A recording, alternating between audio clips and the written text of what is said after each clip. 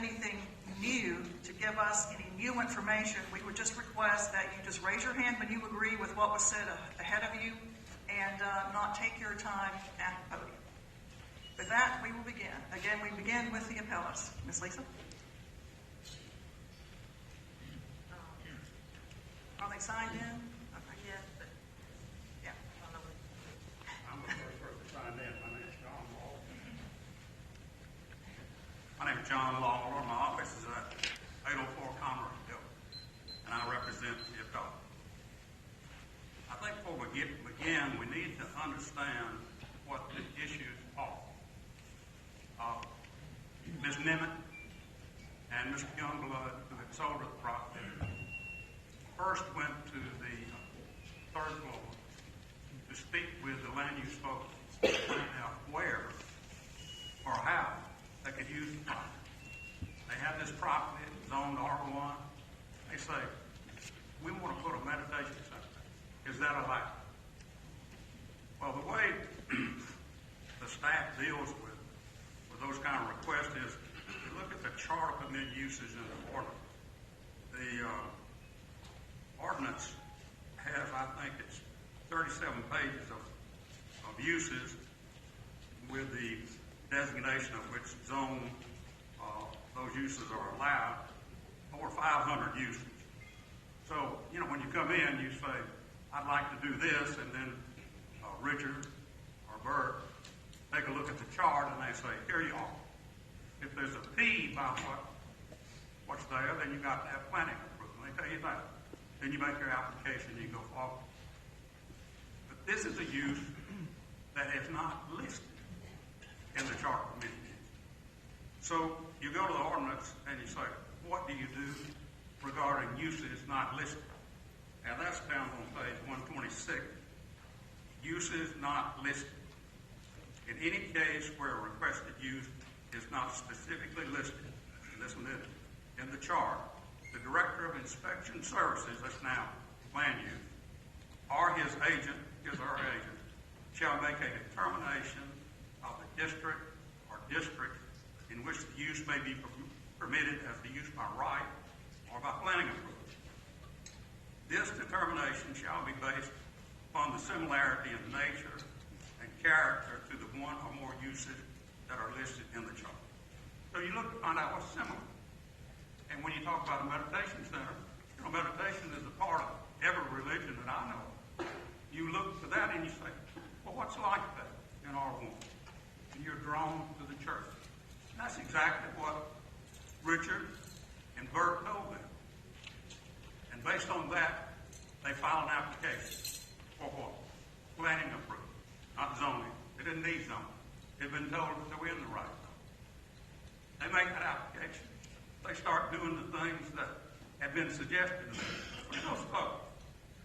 The Richard and Bert actually organized a meeting with department head, traffic, those kind of folks, so that they could be told what they had to do to meet planning approval. Planning approval has to do with utilities, maintenance, access, that sort of thing. They were told what they had to do. And when they went to the first meeting of the Planning Commission, where these recommendations were going to be considered, staff makes the recommendation. Every 2 weeks, numerous planning requests being made, staff makes a recommendation. You do this, this, this, and this, we'll recommend approval. And most often, the Planning Commission goes with the staff. Occasionally, somebody will come in and say, look, I can do 1, 2, and 3, but I just can't do 4. Can we negotiate on that? And the Planning Commission will say yes. They'll change it some, they'll tweak it some, and they'll give approval. In this case, the traffic engineer suggested some changes in the turning radius coming into the property. Addressed that concern. I talked with the traffic engineer, and she told me there's no problem with traffic at this place. There just isn't. It didn't even count. The cars going up and down any longer. And there's not enough to cause any problem. And, I'll tell you that I can relate to personal experience, having been at planning commission meetings for about 25 years. I have seen time after time when little church groups have come in and they were required by planning to do this, that, or the other, and each time there was some way to work it out. And they were approved. You're supposed to give deference to religious groups, and this group deserves it too. Now, but that deference is not only given to churches. What we do, we give deference whenever we can. We try to work it out. We don't turn it down. I'm unfamiliar with a single case that came before the planning commission in all those years where something was turned down. Against 5, Madam. Yeah, you just had your 5 minute mark. Can you go ahead and wrap it up, Mr. Lawler? Appreciate it. I'm unaware of a single case where an application was turned down based on one thing. In this case, it's like, well, it doesn't have an accident. That was addressed. I'm familiar with one case that Mr. Anderson and I had where it's the Knollwood apartments that were built by, I can't remember who they were built by, but anyway, the apartments there, 2 buildings, big buildings, 400 trips a day, coming into Knollwood, dangerous intersection. But the neighbors objected, just like these have. Mr. And they, Lawler, I'm sorry to interrupt you again, but you've already gone over your 5 minutes, so you'll have another opportunity to wrap it up at the end. I think we have a whole lineup of people who are waiting behind you. Ms. Lambert, do you have them separated by? They're not. Frank Dagley. Okay. My name's Frank Dagley, engineer. We did the engineering and surveying for this project. Yesterday, I emailed every council member some pictures. I hope you got them and were able to look at them. But anyway, just to review those pictures, well, let me back up. As Mr. Lawler said, we had the pre-planning meeting with the staff. And as a result of those meetings, we developed the site plan of where the buildings would be, the access, the fire protection, the setbacks in the property line. And we met all those conditions. The fire marshal requested that we have a proper road into the property, be close enough to a fire hydrant, have a turnaround for a fire truck. We've met all those requirements. We've met all the setback requirements. One of the statements in the last meeting was about the traffic and the passing of cars. In the pictures I sent you, we have several pictures showing cars passing each other on this road. And while it is a narrow road, 2 cars can easily pass each other and do all the time. The site plan I gave you passed out. Everyone should have one on their desk. That's the overall site of Miss Nimitz property, which is some 7 or 8 acres. In red, I've kind of illustrated where these buildings are with respect to property lines. The cottage is about 85 feet from the property line, and there's dense woods between the building and the property line.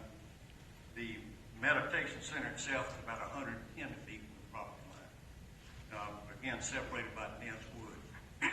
If you follow those lines on out, the 85 foot, the closest house to that corner of that building is approximately 200 feet. The meditation center, if you follow that 110 dimension on out, the closest house is almost 500 feet away. So this is very isolated. The problem of traffic on Elong Drive, we're only 465 feet when we come out of Miss Nimitz's driveway to Riverside Drive, which is a good, well-constructed, wide 2-lane road. So, strictly from an engineering standpoint, we don't see why this project should not go forward, because we've met all the requirements of the planning department, fire marshal, traffic engineer, et cetera,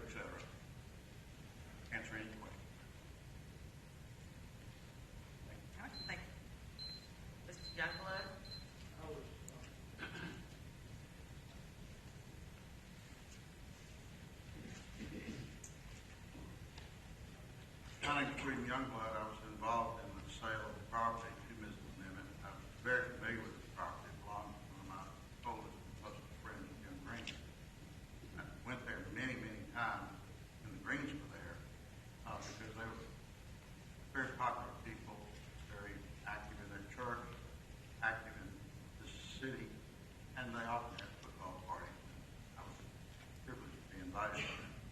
The traffic being generated by this particular activity is no greater than what the Greens would have had on many occasions in terms of the party. Rarely is there more than 15 or 20 people at a meditation, and it's a very quiet, peaceful activity, which others may address. I merely wanted to address one comment that was contained within the letter decision, and that is, it says the proposed use is not compatible with the surrounding area.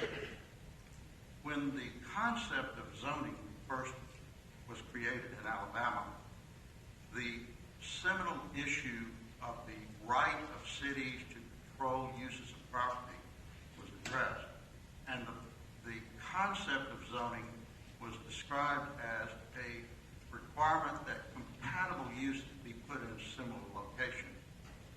So when zoning was created, the whole idea behind zoning was to put similar things in the same zone. So you would have industrial zoning, and you would put industries there. Commercial activities, such as shopping centers, heavy use with traffic would be, for example, a B3 zone. Office uses might be B2 or B1. Residential would be R1. When the decision was made for places of worship to be incorporated into the R1 zoning, that was a decision that those uses were compatible with R1. That is why it was put into that particular zoning classification. In other words, the definition of zoning is that you put compatible uses together. And since this was put there, that means that it's compatible. So the reason given as item number 1, proposed use is not compatible, is not in accordance with the whole concept of zoning, which is supported by Alabama law. That's the main point I wanted to make. I'm sure there will be many other points that need to be made, but I wanted you to understand that. Thank you. Thank you. Ms. Nimitz?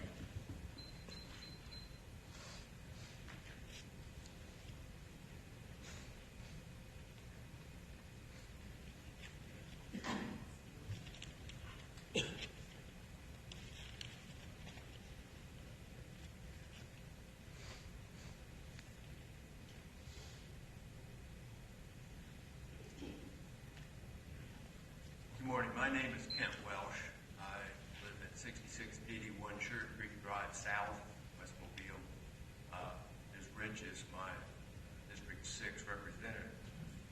My wife and I have attended the meditation center on a regular basis since its inception, probably 6 or 7 years ago. This proposed Buddhist meditation center has met with considerable resistance from certain areas. There has been a strong emotional response to this. Fear and anger has been generated by misperception, misconception, and misinformation, false information that has been disseminated. I intend to provide some clarification of some of these issues. Hopefully, some of that fear and anger can be assuaged. One of the issues that has been raised is this center a religious center? When Ms. Nimitz incorporated the center in 2007, she indicated that the Thai Meditation Center, which is the official name of this place, was a teaching and research. The purpose of it was teaching and research into the growth and development of the mind and spirit through meditation, and to expand the knowledge of Buddhism.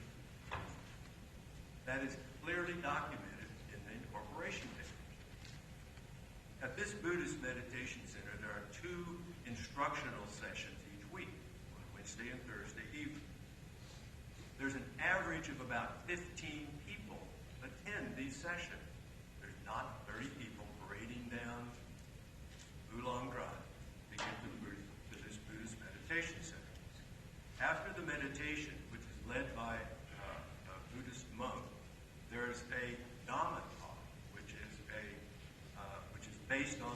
Buddhist sutras, which are the Buddhist writings, similar to the Bible, the Quran, or other religious documents. On Monday evening, there's a different format followed. There's a short video clip of a Vietnamese Buddhist monk who does a teaching based on Buddhist doctrine. And following that, we do a 30-minute meditation. There's an average of 6 people that come on Monday night. Again, there are not 30 people showing up, parading down Oolong Drive. In addition to these activities, there are occasionally retreats that are held. These are conducted by visiting Buddhist monks. Retreats are held on weekends, and the average attendance at those is about 20. Again, not an overwhelming number of people attending. The maximum number of people that can be accommodated in the proposed meditation center is 30. It cannot end 4. Is the meditation taught by these monks at this Buddhist meditation center religious? Yes. Is it non-religious? Yes. It can be both. The same technique may be done as either a secular activity or as a religious activity. There's considerable documentation in scientific literature of medical and emotional benefits that are derived from meditation. On the religious side, there is also considerable benefit, spiritual benefit from practicing this technique on a religious basis. So it is both religious and non-religious.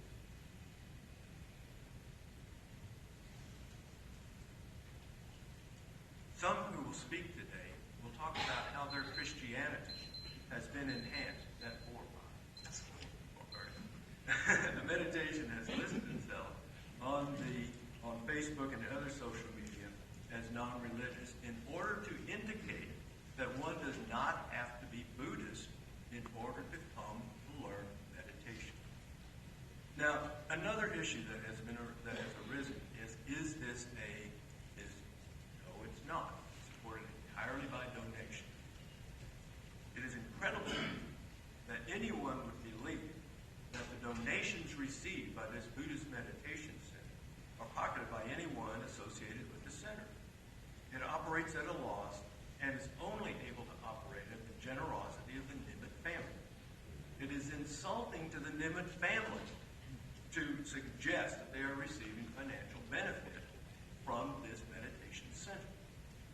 As indicated at the beginning of my remarks, there has been much fear and anger generated by misunderstanding and misinformation. Inaccurate perceptions and assumptions have been made about the future of this Buddhist meditation center. Distortions, exaggerations, and false information has led to a high emotional response. Thank you very much. Is Ms. Nimitz speaking?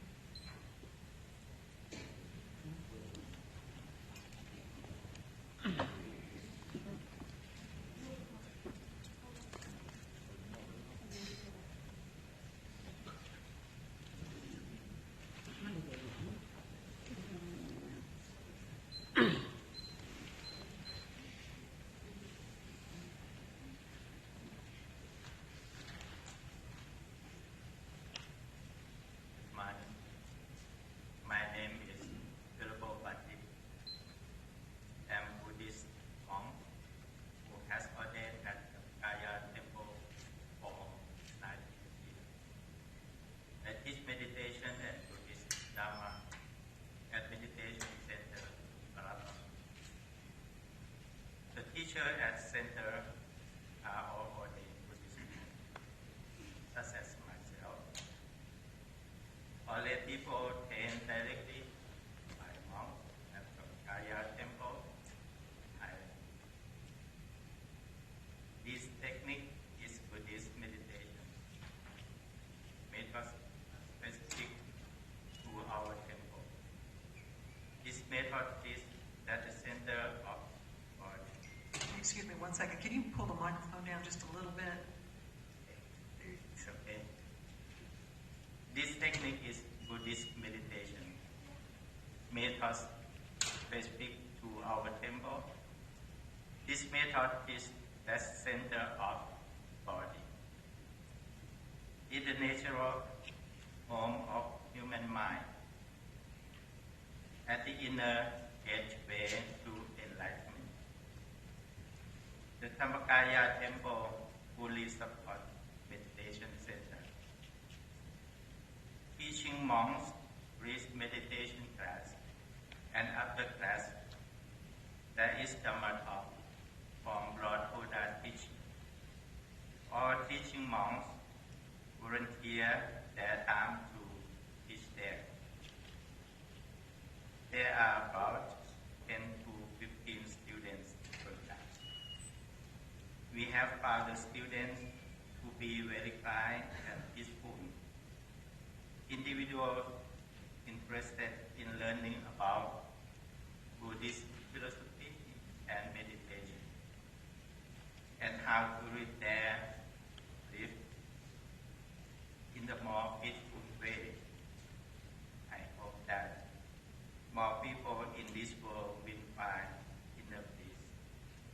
And I believe that the meditation center of Alabama has helped many people in this community.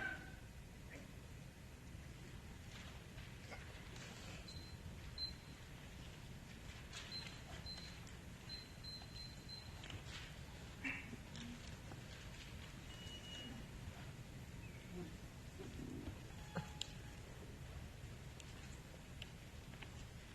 Good morning. My name is Wilburn Jones. I reside at 1779 Woods Drive, East Mobile, Alabama. And Gina Gregory is my council representative. For over 30 years, I've worked at Strickland Youth Center as a juvenile probation officer. And while my job is, for me personally, it can be challenging. Some days it's very stressful. Some days it's very challenging. In July 2010, it was a period that was very stressful for me. At the urging of my wife and my daughter, they suggested I come to the meditation center of Alabama. At that time, they had been meditating for about 4 months. They said after meditating, they felt relaxed, and afterward, they served a vegetarian meal that was simply delicious. And all they asked was a small donation. I tried it, and the first time I went, I meditated for 45 minutes. It felt like I only been meditating for about 20 minutes. At that time, I was 56 years old, and I could not think I could sit in a place with my legs crossed for 45 minutes. And I'm now 60, and I can still do it.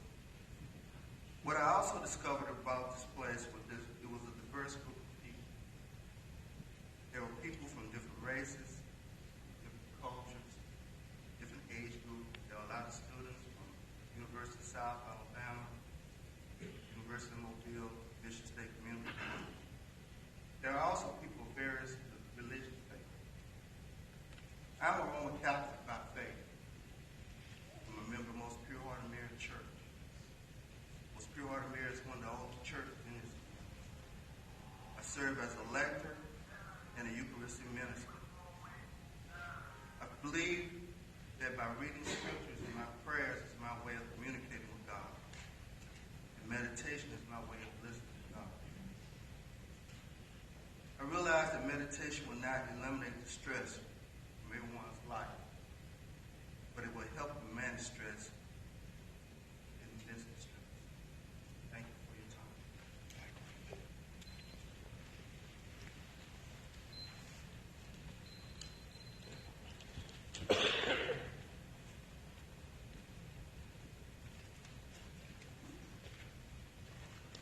Thank you for the honor of being here today. My name is Craig Lindsay. I live at 706 Monroe Street, District 2.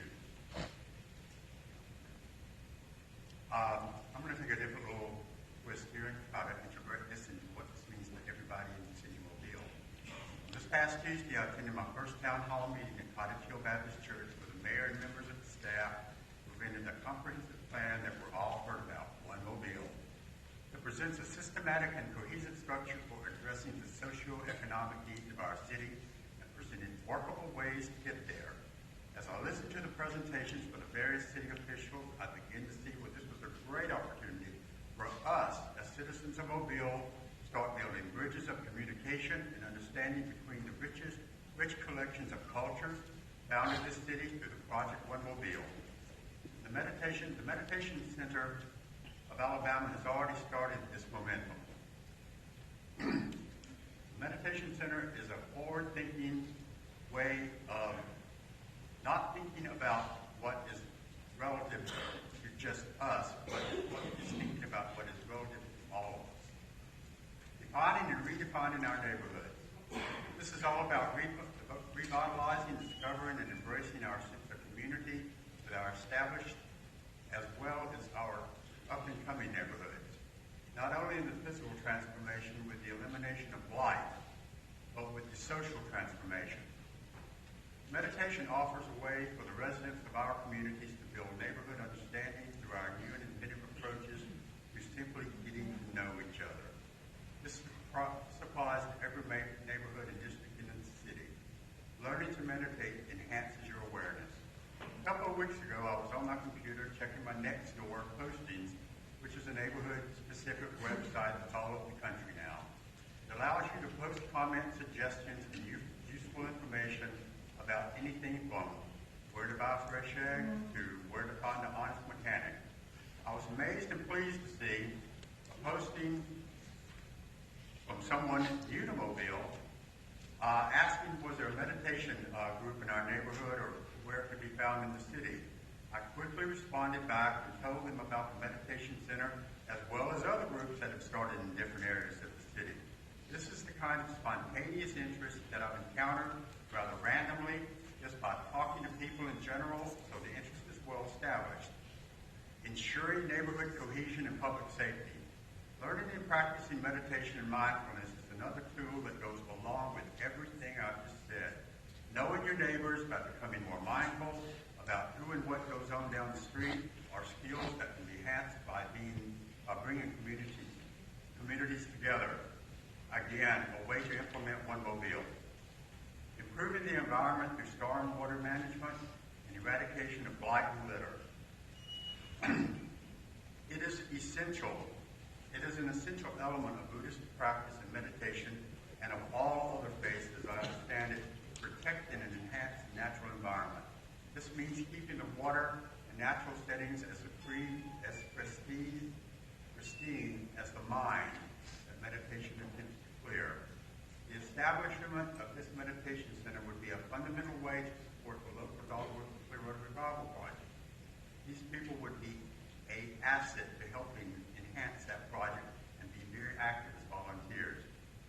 I've been active at the Meditation Center of Alabama for almost 5 years.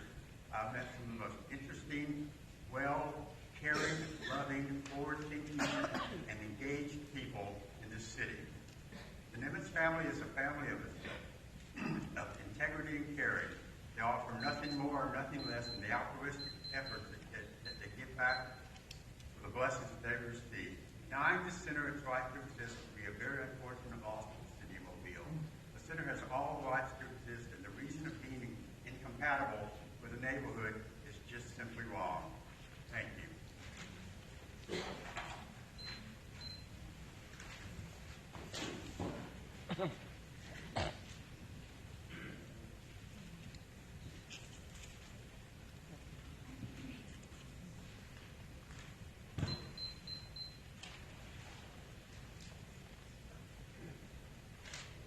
My name is Laura Nimitz, and I live at 2410 Elon Drive, and City Council C.J.Small is my representative. I am the founder of the Meditation Center. I have started a nonprofit religious organization 8 years ago, and that today we are known as the Meditation Center of Alabama. During that time, we conducted religious functions at the house on airport. And 2 years later, we moved the center to the shopping center on Airport Boulevard, which is our current location. Due to very high traffic and noises on airport, I was looking to relocate our center to somewhere else more peaceful and quiet. Our center has been fortunate to receive 106 acres of land from the help of Mr. Youngler. After doing a research and study with McLeod Engineering Company, we found that it is not economical feasible to build a center on the donated land. I found the best location for our center, which is now my property and my home on Elong Drive. My home is sitting on almost 7 acres of land. And when you drive into my property, you are invisible from neighbors due to the dense vegetation unless you walk through the river. I was assured from the planning staff at the meeting that our meditation center is allowed on R1 zoning, and Mr. Hoffman handed Mr. Youngblood the application to pursue with the Planning Commission. So there's no need for rezoning, no need for permit or variance. We would like to build a new center on my property in a densely wooded area, which is a good buffer from noises and surrounding neighbors. My house is sitting on the first house if you drive on Elong Drive. In order to get to 12 more homes, you have to turn left, passing my home. So, there's complaint about traffic, noises, and the safety of children. They are not valid for our kids. The meditation center also is not a business. We do not charge anyone a fee to come to our center, but we welcome any donation. I have been supporting the meditation center by volunteering my time and money to support our center for the past 8 years. And everyone who comes to our center can attest to my statement. I do not get paid from the meditation center. And oftentimes many people ask me, Law, why are you doing this? 15 years ago, I learned the Dhammakaya meditation method, and it had changed my life. Dhammakaya meditation is the Buddhist meditation that teaches people how to find happiness through the center of the body. It is a special technique developed by the Lord Buddha. I discovered true peace, happiness, and generosity through meditation, and I would like to share these to others. I have also witnessed so many people who came to our center from all walks of life and different religions have changed their life in a better way, reducing stress, insomnia, and become more peaceful and happy. I believe Dhammakaya meditation can help change people's lives to be better.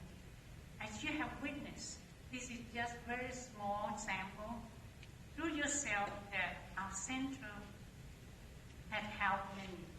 You witnessed their testimony. Your Honor, I am doing this center not for myself, but for the others and the community. I believe together we can make a difference in our community, city, and the world will be a better place. Your Honor, we are asking for the justice. We are asking for your vote to support new meditation center for the community. Thank you. Madam President, Mr. Small? a question for Ms. Nimitz, if possible. Ms. Nimitz, would you mind? Hi, how you doing today? How long have you been living on this Emerald Drive? We started in August and I moved in the first, You moved so in, it's about almost 6 months. you living at 6 months, you moved in the first of August, The correct? first week. And when did you go to the planning commission? We are going to come and commission, the first hearing was in October. did you first go to the third floor? Yes, sir. We went to the third floor before I bought this property.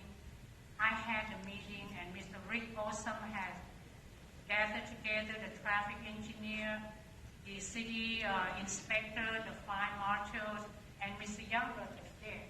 So probably about 10 of us in the meeting. So I have repeatedly asked Mr. Hoffman about the zoning. He said, no, it is allowed. And he handed us the application to go forward to the planning commission. Did you contact the neighbors to let them know exactly before you purchased the property or right after you purchased the property what you was planning on doing there? We informed them after, and we had 2 meetings. We invited them to come to our center, and about 10 of them came to our center to learn how to meditate. And then Mr. Small had helped have a meet and greet with our neighbor. That is the second meeting that we have with them. So you went to the neighbors after you went to the planning commission, correct? I believe so. I think so, because the first one was co-hold. Okay. And the question, if this appeal is granted today, are you still going to use the meditation center on Alport?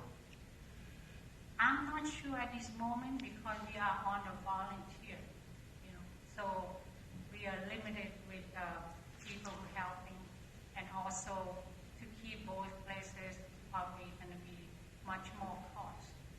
So you're not too sure if you're going to close the center on Alport down at this particular time, correct? Yes, sir. I'm not sure at this moment. And the reason that you said that you did not move to North Mobile on the 160 acres is because of money? Yes, sir, because there is no drainage line. About 1,000 feet just to the border of the 106-acre land to bring the drainage line. There's no fire hydrants in anywhere in 400 feet. So we have to be on a septic tank, and there's also a lot of wetland in this property, and with high elevation also. And you are much aware of the wetlands that is located off of Edmond Drive, correct? I'm sorry, what's the question? You are very much aware of the wetlands that are located off of Edmond Drive, correct? Elon Drive? Elon Drive, excuse Yes, me. sir. Yes, sir. We have worked with Mr. Dagley, so we are aware of that, and the center that we have proposed want to build would be not in the flood zone and would be very sheltered with the density wood. Just a couple more questions. I see that, I look around, I see that you have a lot of supporters that came out to support you this morning and everything. And I would like for your supporters, if possible, to stand up. If you're here to support, Mrs. Nim, I ask that you all stand up. A lot of us are not here. A lot of you all not here? Correct. They're out of state. That's, I'm asking, and the ones that are standing up and that support Mrs. Nimitz, if you all going to be using the facility or your family members, I ask you to continue to stand up. Or you're going to be.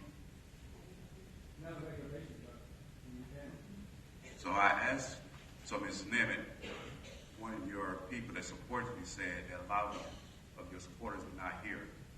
And when I asked that ones that's going to be using the facility or their family members, no one ever sat down, so I'm sure that a lot of them not here. This is the concern that the citizens of Riverside have, is the increase of traffic that is coming to our neighborhood, especially if a lot of your supporters are not present this morning. These neighbors are not against your meditation center at all. It's against the area that it's located. The neighbors believe that Riverside is not equipped to handle this much traffic, and I'm not too sure how much more. As I read some emails, I believe you have supporters in Sweden, Belgium, London, and Holland. The neighbors cannot handle that. The streets it's not built for that. And what we're looking at now is that we have plenty of shopping centers that are located along the IP that is empty, just as well as your meditation center on Outport, is located in the shopping center. We welcome you to fill in one of those empty spots in the VIP. And just in the Riverside community, the neighbors build, and I also feel that the neighborhood or the streets are equivalent of buildings. Thank you. Y'all can go ahead and sit. Thank you. No, sir. Sit. Can I say something? Yeah, hang on a second. Do you have anything else? Can Then I Ms. say Nimitz. something, sir? Go ahead, Ms. Nimitz. Yeah, I would like to let the city council know that we've been here 8 years, and our average student is 15 students. If you think of the mayor have functioned in downtown, would 350 people would come to the event at the same time? So it's the same scenario. People have things to do, so a lot of time they come once a month, sometimes they come once a week. So our center cannot handle more than 30 people. If you come and meditate and you sit on the lotus position, it's at least the square footage that you're sitting that you feel comfortable. So I would like to ask you that consideration that if the mayor have functioned and 350 people come at the same time, that would be great. And this is the same scenario with our center. Thank you so much. Thank you.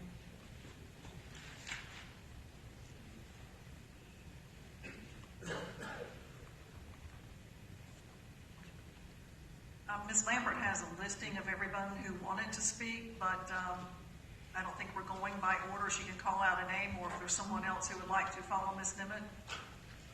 Lisa, why don't you go ahead and call somebody else? Okay. Brian Lee.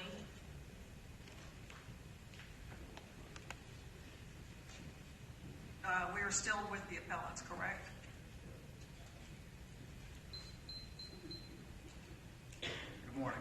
My name is Brian Lee. I reside at 300 Trent Mill Court in West Mobile Ridgefield subdivision.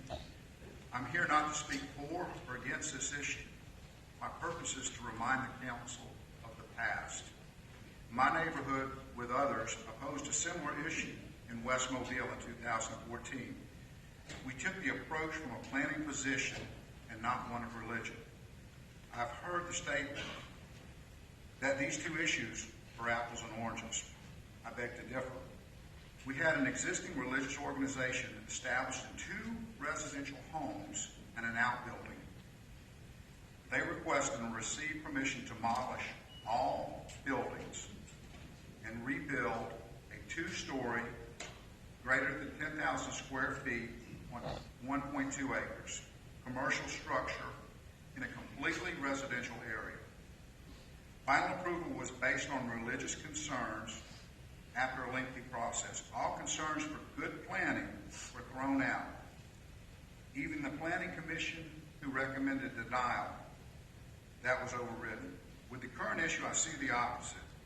As the city applied a double standard. I understand that this is not a religious question or concern. I heard this morning that the city has even required the applicant to submit proof that they are religious. This was not required in the case of West Mobile. I'm here to ask the city of Mobile to ensure a level playing field for all throughout the entire city.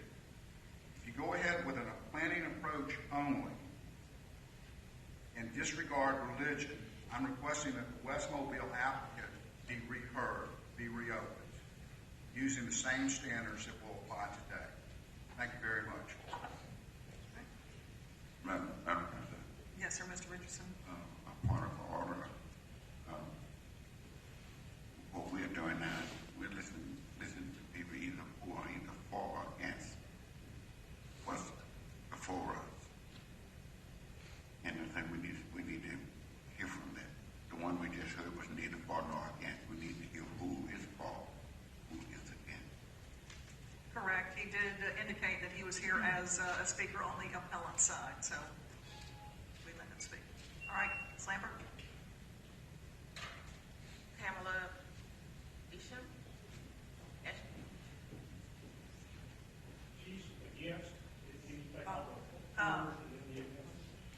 Are there any other people who are here today in the audience who would like to speak on behalf of the appeal, who are part of the appellants group, who would like to speak? I have someone from Atlanta, Georgia, Tilly Mill Road.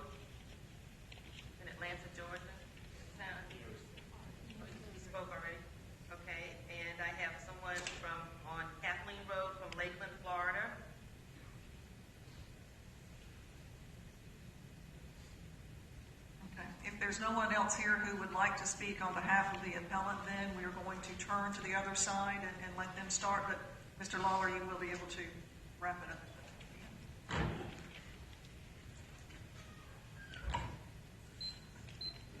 Good morning, Doug Anderson with the City of Mobile Planning Department attorney. First, I want to talk about this pre-development meeting and the applicant's meeting with the staff. First, Rick Olson was not involved in any of those meetings. Bert Hoffman was met with them first. I can assure you, after being involved in this business for 30 years, the staff never assures any applicant or any property owner that their use will be allowed.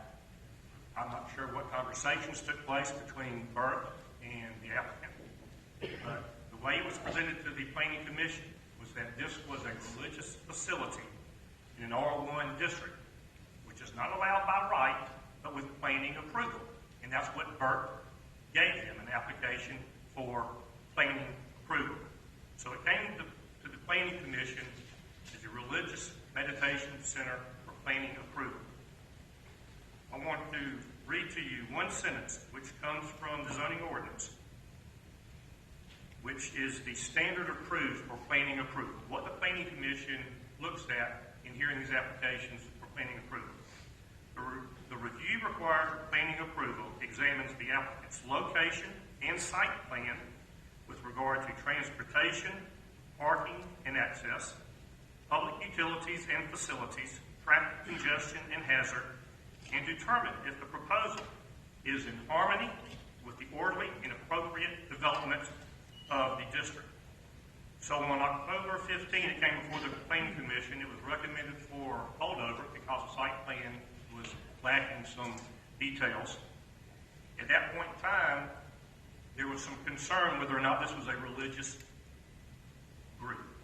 And I asked Mr. Youngblood, who was the representative of the applicant at that point in time, please provide the staff some written documentation that you are a religious facility.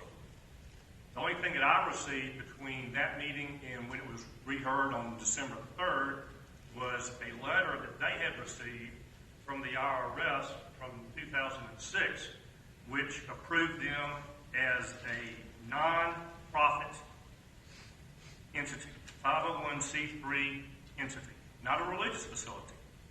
The charity status was a 509A2, which is not for religious purposes. To get approval from the IRS to be a religious facility or, a religious organization, you have to get other approvals. So then it came before the Planning Commission on December 3rd. Mr. Lawler was then involved, and Mr. Lawler made a statement to the Planning Commission, which I agreed with. He said, you do not have to look at this just as a religious facility, but you can look at it, and he had a list of about 10 things. I don't have that list with me, but community center, meeting hall, other uses. And I agreed with him, and I instructed the Planning Commission to review this as any other planning approval application. Look at the traffic. Look at the development in the surrounding area. Is it in harmony with this completely residential district? And the Planning Commission determined it was not. They had evidence before them of traffic, roads, compatibility, and the harmonious character with the area in the public utilities. This started out, this application, they were going to build not only this meditation center, 2 4-bedroom duplexes, dormitories, a separate restroom facility. So 4 buildings. When they came back and it was actually voted on in December, they had amended their plan to remove one of those dormitories. So they were still doing 3 buildings. They had a pending application before the Board of Adjustment to get a variance so they didn't have to do a paid parking, so that they could do gravel parking. That was rendered moot by the denial of these applications. Even if this is a religious facility, one other thing, I'm sorry, I was presented, and the Planning Commission had before them this packet of information presented by the attorney for the neighborhood, Mr. Graham, who's here, and will speak in a minute. 17 separate articles, website hits, or blog, newspaper accounts, television websites, which states they are not a religious facility. She came before you today and said, this is a religious facility, a religious organization. Everything they said in the past before this application says otherwise, and that was what was presented to the Planning Commission. But even if this is a religious facility, in summary, even if this was a religious facility, and they're threatening us now according to the deal with this Federal Religious Land Act. The Planning Commission still has the right and the obligation to review for planning approval to see if it's harmonious. And they determined it was not. Thank you very much. I have some questions. Ms. Rich? Thank you. Mr. Anderson, are you familiar with the expansion of the mosque on East Drive? Very much so. Okay. Did the applicants who were first denied through the Planning Commission and then when they appealed to the council on planning aspects of their development, all the things we will shortly hear from the residents, and rightfully so. Were you involved in sending a complaint to the Justice Department that there was religious discrimination in place? Absolutely not. I received a call from the U.S. Attorney's Office asking me if I would meet with them to discuss the Planning Commission's decision. I have no idea who made that complaint to the federal government. Yeah, I have a letter that speaks otherwise. Show it to me, please. I have to get it out of my file. Okay, we'll jump over that part. I'll be honest, I did not even know about that Federal Land Protection Act at that point in time, so how I would have made the letter. Okay. A complaint was filed to the Justice Department. And in the second time that the applicants for the expansion of the mosque came to the planning staff, it was an instruction that it would be an embarrassment, it would be costly, because the Justice Department was watching what was perceived as discrimination.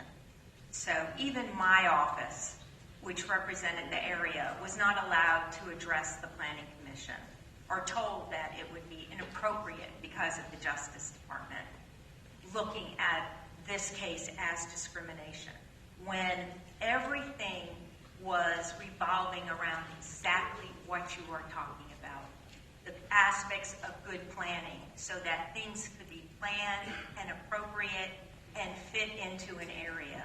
But we have religious facilities all over R1s. They get expanded. I've sat on many applications and listened to them. It happened in the district that I represent for some of the churches.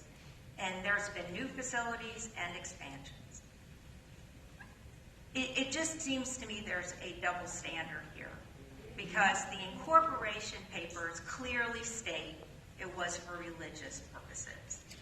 Now, as far as their tax things, that's above me, what it would take to be designated as a church.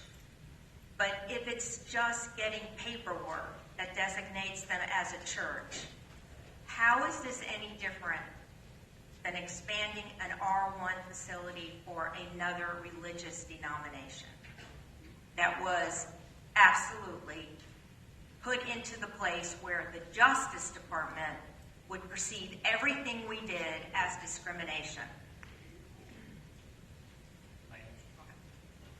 As discussed at pre-council this morning, I think as Councilman Small said, this is apples and oranges.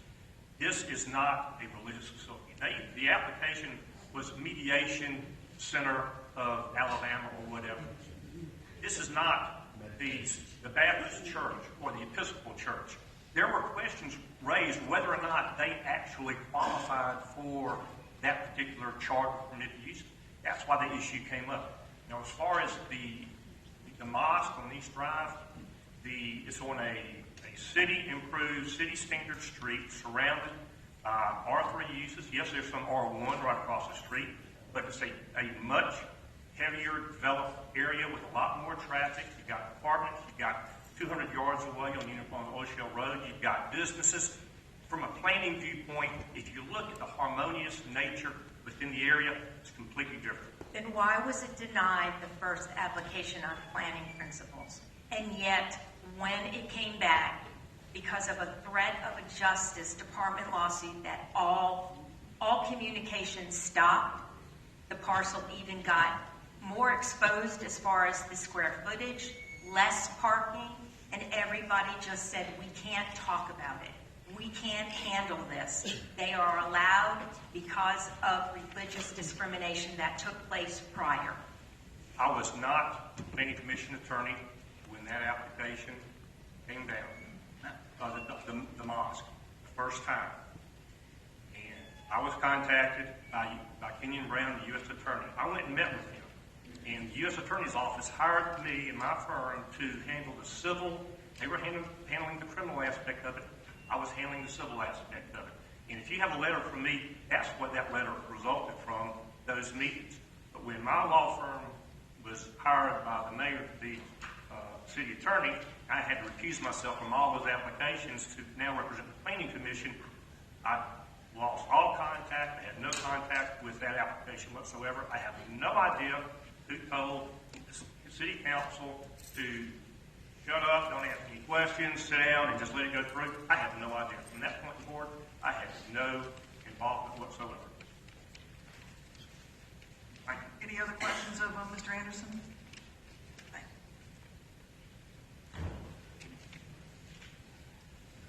My name is Dwayne Graham. I'm an attorney here in Mobile. I represent a number of the landowners in my office at 63 South Royal Street.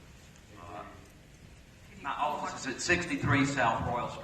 I represent a number of the landowners who are here who are solidly in opposition to this. I don't represent all the people that are going to stand up, but I'd like to ask the neighbors who are in opposition to this to please stand up. There's not that many neighbors that live next door. Thank you. In response to some comments that Mr. Lawler made, I want to make sure you understand it. You heard Mr. Lawler, the engineer, said you might get the impression that the Planning Commission staff had recommended approval of this project. They did not. They recommended denial of this project. So the Planning Commission staff is in support of the Planning Commission, which voted unanimously. I also want to respond to what Dr. Welch said, where he commented that there was fear and anger based on misunderstandings and so forth. I can tell you that my owners are not afraid of anything, and they don't misunderstand anything. They are angry about one thing, and that is these false allegations of being religiously prejudiced that have been published against my people in the media and have been fostered by some people in support of this. They are angry about that because that is totally, utterly false. Religion has never had anything to do with the basis of my clients and the neighborhood's opposition. We have nothing against Buddhists. We have nothing against meditation. Meditation sounds like it's perfectly fine, although I would comment that this project has certainly not brought peace and tranquility to this neighborhood. Our opposition has entirely been based on the unsuitability of this project for this piece of property. As you heard, it's at the end of a single-lane street. They're adding 46 parking spaces, at least at one point I counted that. That may have been changed, but at one point it was 46 parking spaces. I have to assume that means that they might have 46 cars. If you assume 2 people in a car on average, that could be 92 people coming to the event. They're going to have their events at night, predominantly, some on the weekend. This little Elam Drive is windy, it's curvy, it's single lane. All of that's going to be at night. The parking lot is going to require lighting so that people can see where they're going.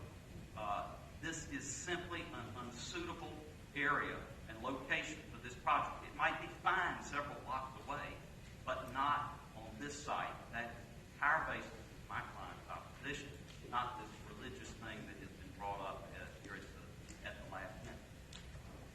Also, I can't comment on the 105 acres. I just know that they have the 105 acres. I actually saw one of the donors at a party over the holiday, Larry Sims, a retired lawyer, and he says, why don't they build that the site on that property? That's what we gave it to them for.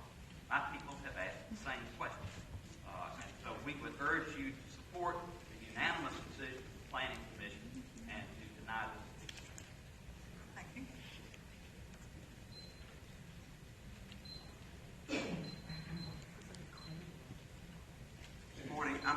Kelly. I live at 2466 Ealing Drive. I'm a neighbor a few doors down.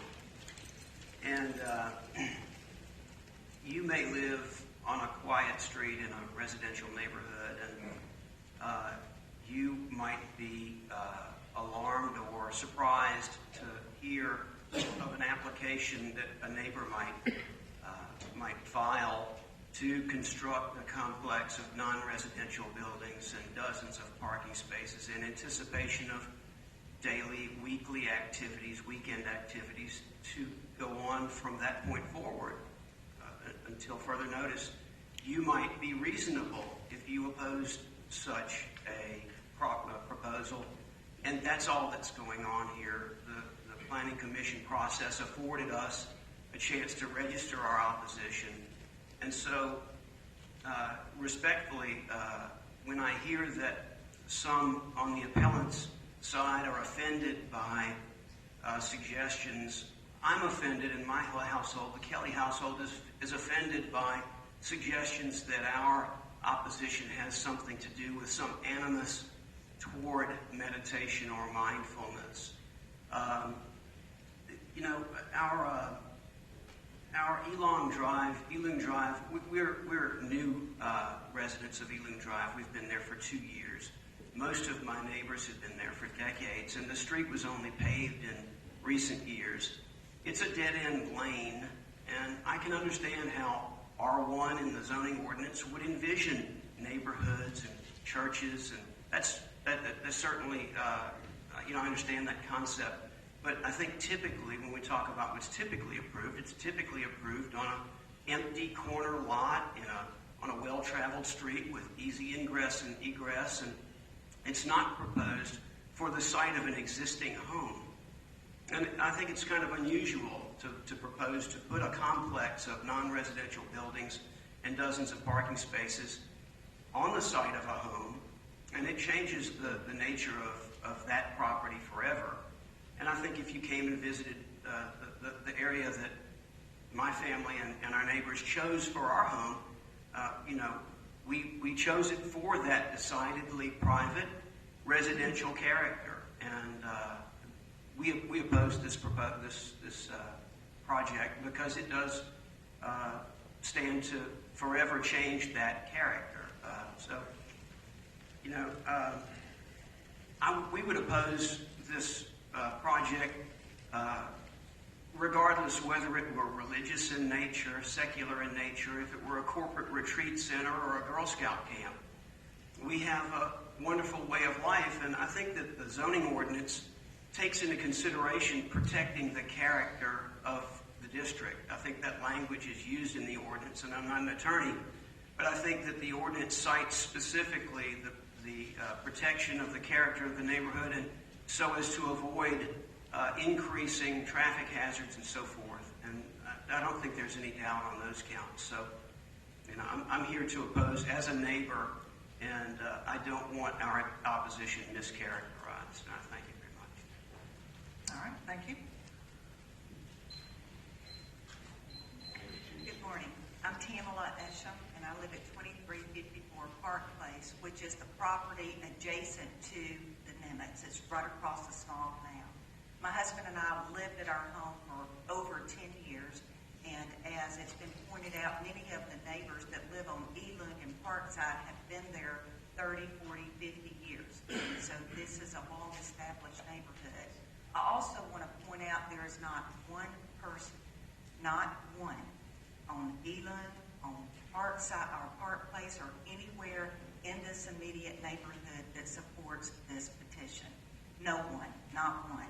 And in fact, as you've heard and seen today, there's not one person here in support who is in our neighborhood. We do have a petition that has been signed of almost 280 signatures. Every single one of those are from the neighborhood and the Dog River community. And I know that there's been some petitions on behalf of the proponents.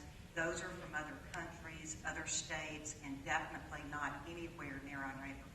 So I do want to point that out, that there's 100% opposition in the immediate area there. And I also want to address, I know it's been addressed before, and I find it very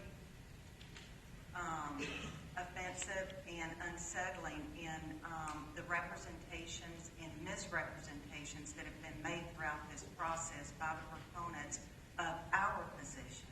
We have very clearly stated our positions throughout this process. It has nothing to do with what they are trying to paint our positions as. So I'm glad that we have an opportunity to state our position as opposed to letting someone else try to state it for us. Our position is very simple.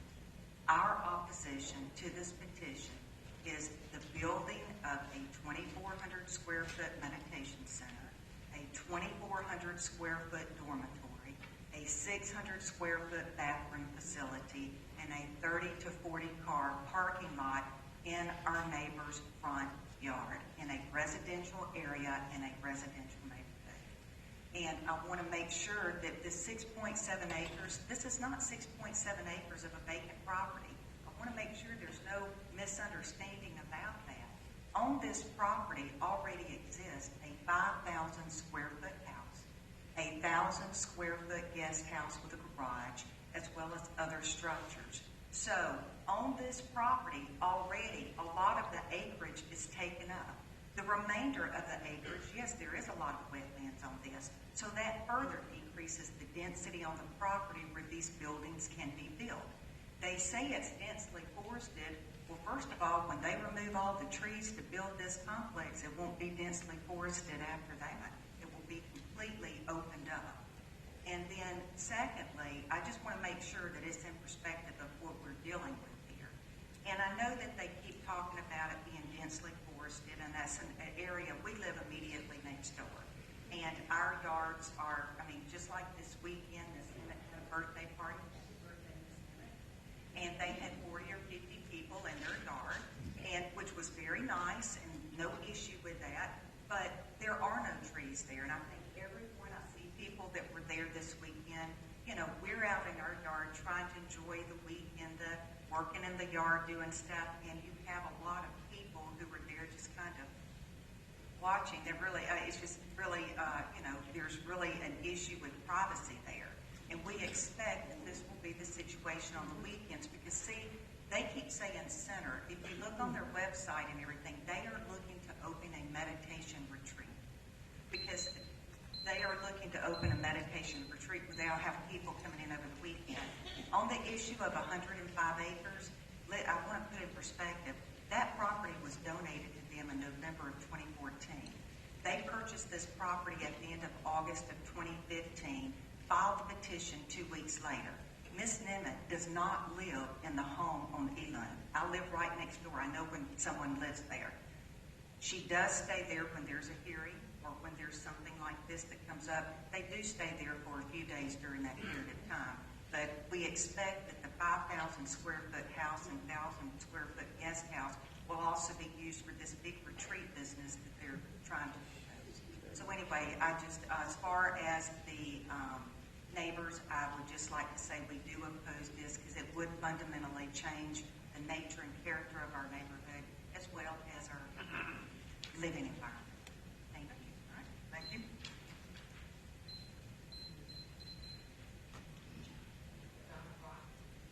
Donna Rock.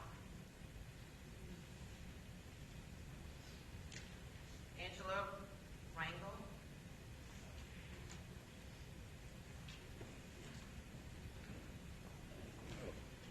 Hi, my name is Angela Rangel. I'm a biologist. I've worked preparing these documents for the DOD in the Southeast. Could you put the microphone down for you? And also your address? 2351 Park Place. I don't know if y'all received it, but I sent a map that in your emails, and it shows you where I live. I live right across the canal from the proposed development. I've been fortunate to have experienced the tranquility and nature of this beautiful area for 22 years. Because I'm very familiar with the area, I have reasons to oppose the proposed meditation center.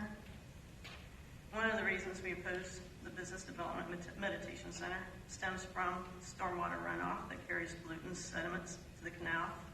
The canal already receives stormwater from a pipe that diverts stormwater from Riverside Drive and adjacent properties.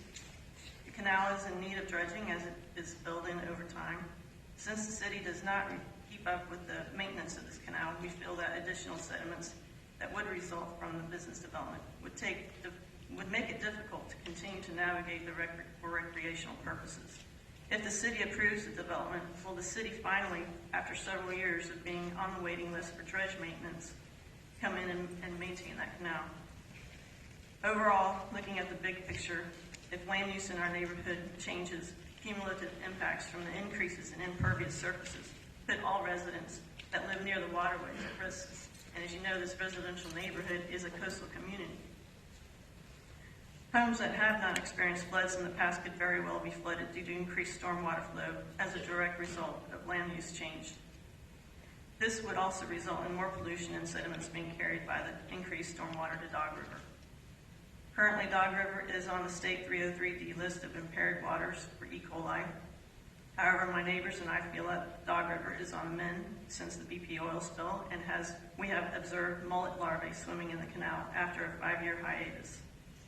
Land use changes in our community would most certainly keep Dog River from continuing to improve its water quality. If land use changes in my neighborhood, additional cumulative impacts to those mentioned would happen as a result of increased traffic, noise, and lighting. Increased traffic produces more noise, pollutants, and safety issues on the narrow, winding roads. Increased lighting, as that used for the parking areas, infiltrate homes and take away our tranquility, as does increased noise. In light of cumulative impacts, there already resides a large parking area and traffic associated with the church down the road from me. And the parking and traffic from the proposed center would add to these impacts. And we feel that it is not fair to place another church or community center or business or whatever it is so close to our homes. At this time, the Church of the Nazarene is only 600 feet from my house, and the proposed meditation center would be 300 feet from my house. We would be disproportionately exposed to those impacts that I've stated above, meaning the traffic, the noise, and the lighting. My mom is very elderly. She has to get out and drive every now and then because I can't take her everywhere. She's in a 97 Cadillac, big boat. She can barely see over the dashboard. And when she comes out onto Riverside, she has to turn right. She has to look right to turn left. And there's a really big curve right there. The traffic, with this increased traffic, that's just going to put her at more risk. And she's going to put other people at risk because she's obviously not going to be doing too well driving. Additionally, the Greenway Initiative has been adopted by the city. I don't know if y'all have heard of it. To include a bike trail that utilizes Riverside Drive, where there are curves that would put at risk bicyclists with increased traffic. Our community is proud to have this bike trail and proud to be involved with promoting the peninsula of Mobile to be environmentally and recreationally friendly, as it complements our residential neighborhood. Zoning laws were put in place to protect people from the very items I have discussed relating safety issues brought on by increased traffic and runoff, light and noise pollution. In light of zoning laws, we also understand that there are certain land uses authorized for R1 zones, such as a community center, church, ball field, etc. However, those uses are authorized when the community finds a need for them to be built in order to support the community needs. The meditation center does not necessarily support our needs. I mean, it's basically a lot of people coming from outside of the community into the community to benefit from our environment there. So, in summary, my neighbors and I oppose the development of the meditation center in our R1 neighborhood, as we believe this development would contribute to cumulative environmental impacts and safety risks to residents and change the quiet nature of our surrounding living conditions. Thank you.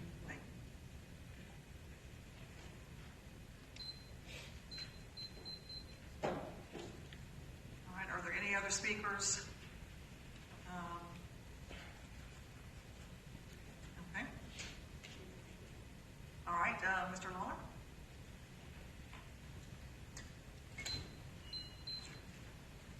I need to go back to the fact that this is a use that's not listed in the chart of permitted use. And when that occurs, the ordinance tells you what to do. And it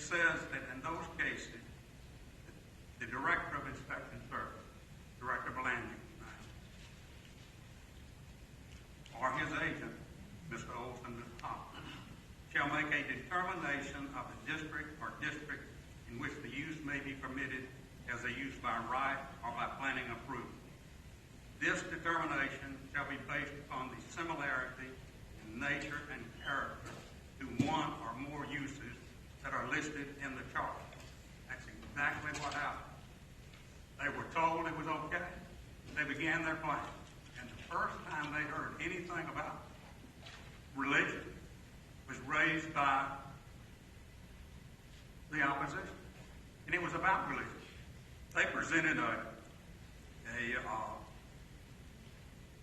petition with 200 or 300 names on it. These people live all over. And it's hard for me to understand how 18 residents or 13, whatever it is, on that one street would influence all of those neighbors by saying, this is a traffic problem for us. I think there was more said than that. But anyway, once Hoffman made the decision, and nobody's denied that he did. Once he made that decision, it was appealable. If he had told them you can't do it, they could have appealed to the Board of Adjustment. That's what it said. Any person not satisfied with the determination of the Director of Inspection Services or his agent, Mr. Hoffman, may appeal such determination to the Board of Adjustment in accordance with the provisions of Section 64A here of the chapter. Now, appeal to the Board of Adjustment must be filed in writing within 30 days of the decision. That didn't occur. That was a non-issue. When I got into this, I told my clients, I said, really all we're talking about is planning. Well, we had a meeting to try to tell people what was going to happen. Mr. Small set it up for us. We were shouted down. Couldn't really make the presentation. And believe me, it wasn't about traffic. I may have said traffic, but that is an effort to shield or cover the real reasons that they're opposed. That's what. I mean, ask yourself. You've seen many cases come before you where traffic was alleged to be a problem.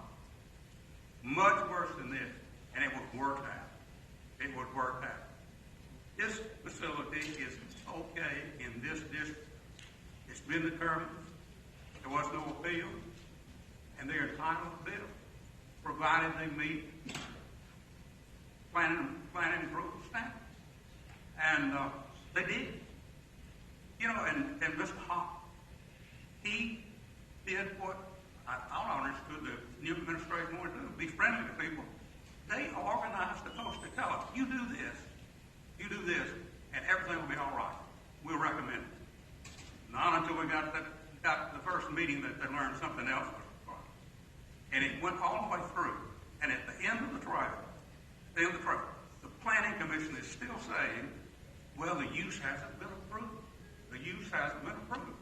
We want you to go to the Board of Adjustment to get that resolved.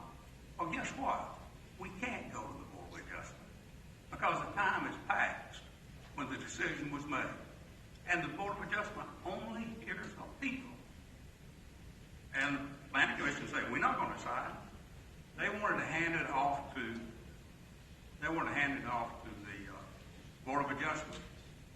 And the court has faced that.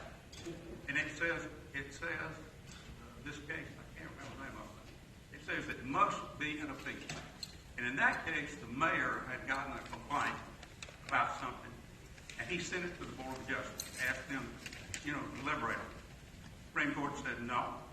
Got to be an opinion from a decision. Got to be an opinion from a decision. In this case, we don't have. There is no opinion. It was accepted. And this is not something that happens just once in a lifetime. I mean, Mr. Hoffman and Mr. Olson, they face this on a daily basis. They come in, somebody says, I want to do something. Somebody's got to tell them. And they do. They say, you're here. And if you disagree with it, you've got a right to go to the Board of Adjustment. But they tell them where to go. Now, you just imagine if, as the Planning Commission says, we ought to do in this case, imagine that for all cases. That every time somebody came up there They said, look, gee willikers, I don't know. Maybe you ought to go to the Board of Adjustment. I mean, it just wouldn't work. And plus, it's contrary to the law. This body, the Planning Commission, the City of Mobile, in a case filed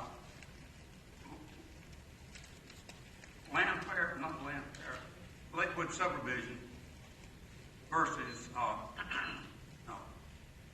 Lakewood Homeowner Association versus the city. It was a zoning case. And what happened was the council skipped a step. They didn't follow the words of the order. And the Supreme Court said you're bound by your own regulation. And you're bound by this regulation here. Bound by it. And, you know, at the end of that, finally, you know, when we get to the end of it, the realizing the error of the way, everybody comes forward and says, oh, gee willikers, didn't make any difference what it was. We would have been against it because of these reasons. It didn't meet the planning standards for anything. In fact, as the chairman of the Planning Commission said that, when they issued the order, he said, well, you know, we're denying this because it doesn't meet the planning standards for any of the uses. Now, you don't plan planning. Madam President, I'm going to ask Well, he's include. running out of time, so. Planning approval is site plan specific. So to make the statement that it doesn't fit with anything, you know, that's a reach. And it also shows, you know, they're telling these people, doesn't make any difference. Believe us. We don't have any objection to your use. And we all know that's untrue. And we all know, I think we all know in our heart of hearts, if this was the little church up on Riverside that had decided to build a little retreat for prayer. Madam President, I'm going to ask again that we have a conclusion. All right, Mr. Lawler, I'm sorry, but you have come to the end of your remarks and the wrap-up. Thank you. I could. Thank you. All right. I realize that there are going to be some comments and questions from the council, and it will probably take a little bit of time. And since it is a little afternoon, I'm going to request we take a 10-minute recess and come back. So, 10 minutes.